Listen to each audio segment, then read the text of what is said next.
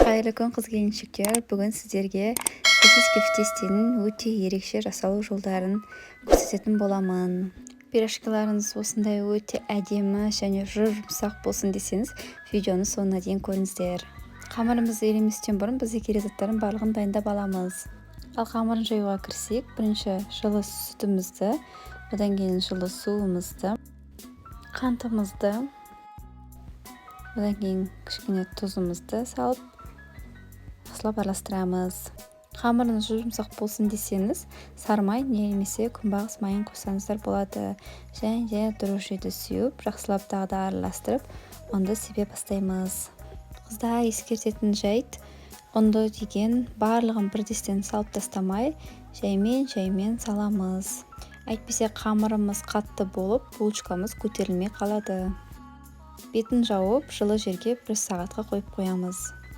Қамырымыз жұмсақ болып шықты. Қолға сәл жабысса қыздар ештеңе кетпейді. Қамырымызды өзіңізге ыңғайлы қылып бірінші бөліктерге бөліп аламыз. Немесе мен сияқты осындай весімен өлшеп алсаңыздар болады.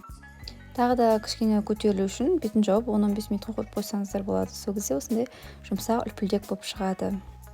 Қамырымызды өте қалың, өте жұқа қылып жүрмейміз.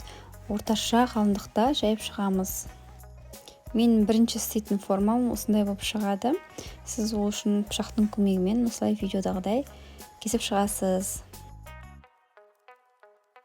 Менің шұжығым өте үлкен болғандықтан ортасынан бір рет бөлдім. Және де осы видеодағыдай әдемі өріп шығамыз.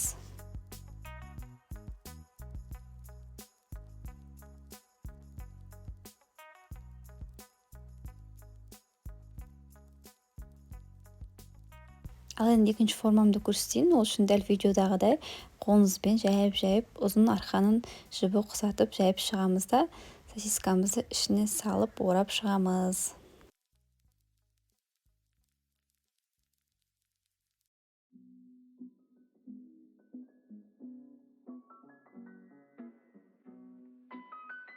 Ал енді үшінші формамызда дәл солай елеп шығамыз да, ортасына дөңгелек қылып сосискамызды кесіп, өріп шығамыз осы видеодағыдай.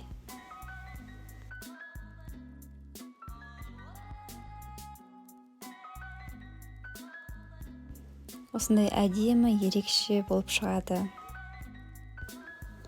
Бетіне жұмыртқасын жағып шығамыз. Қыздар, жаңа видеоның басында өте ерекше жасалу жолын көрсетем деген едім. Ол осы.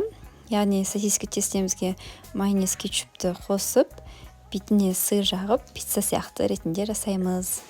Осылай міндетті түрде жасап көріңіздер, өте дәмді болып шығады. Маған осы түрі өте қатты ұнады. Балалар да пицца сияқты екен, күшті екен, тағы істерші деп қайта сұрады. Және де бетіне кез келген кунжут болсын, мак болсын қосып шығамыз. Алдын ала қызып тұрған пеште 180 градуста қызарғанша пісіріп аламыз. Көріп тұрғандарыңыздай өте әдемі, ерекше, жұмсақ болып шықты. Ұнаса менің каналыма міндетті түрде тіркеліңіздер және лайк басып қолдау көрсетсеңіздер. Алдын ала рахмет.